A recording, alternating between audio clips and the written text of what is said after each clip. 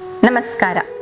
ಒಬ್ಬ ತಾಯಿಯ ಆರೋಗ್ಯ ಮತ್ತು ಆಕೆಗೆ ಹುಟ್ಟುವಂಥ ಮಗುವಿನ ಆರೋಗ್ಯ ಚೆನ್ನಾಗಿರ್ಬೇಕು ಅಂತ ಅಂದ್ರೆ ಆಕೆ ಗರ್ಭವತಿ ಆಗೋದಕ್ಕೆ ಮುನ್ನಾನೇ ಅವಳ ಆರೋಗ್ಯನ ಕಾಪಾಡ್ಕೊಳ್ಬೇಕಾಗತ್ತೆ. ಇದಕ್ಕೆ ನಾವು ಪ್ರೀ ಕನ್ಸೆಪ್ಷನಲ್ ಕೇರ್ ಅಂತ ಹೇಳ್ತೀವಿ. ಕೆಲವ್ರಿಗೆ ಶುಗರ್, BP, ಥೈರಾಯ್ಡ್ ಇತ್ಯಾದಿ ಸಮಸ್ಯೆಗಳಿರುತ್ತೆ. ಅಂಥವರು ಇವುಗಳನ್ನೆಲ್ಲ ಸಮರ್ಪಕವಾಗಿ ಕಂಟ್ರೋಲ್ಗೆ ತಗೊಂಡು ಬಂದು ನಂತರ ಗರ್ಭವತಿ ಆಗಬೇಕಾಗತ್ತೆ. ಇನ್ನು ಕೆಲವರು ಗರ್ಭವತಿ ಆಗೋದಕ್ಕೂ ಮುನ್ನ ಕೆಲವು ಔಷಧಿ ಮಾತ್ರೆಗಳನ್ನ ಸೇವಿಸ್ತಾ ಇರ್ತಾರೆ. ಅಂಥವರು ಈ ಔಷಧಿ ಮಾತ್ರೆಗಳು ಗರ್ಭ ಧರಿಸೋದಕ್ಕೆ ಸೇಫ್ ಇದೆಯಾ ಇಲ್ವಾ ಅನ್ನೋದ್ರ ಬಗ್ಗೆ ಮಾಹಿತಿ ಪಡೆದುಕೊಂಡು ನಂತರ ಮುಂದುವರಿಬೇಕಾಗತ್ತೆ. ಅಷ್ಟೇ ಅಲ್ಲದೆ ಜೀವನ ಶೈಲಿಯಲ್ಲಿ ಕೂಡ ಮಾರ್ಪಾಟುಗಳನ್ನ ತರಬೇಕಾಗತ್ತೆ.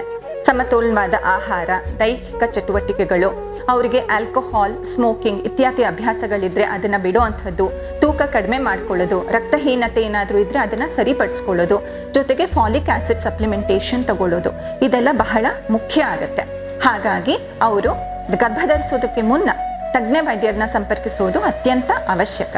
ಧನ್ಯವಾದಗಳು.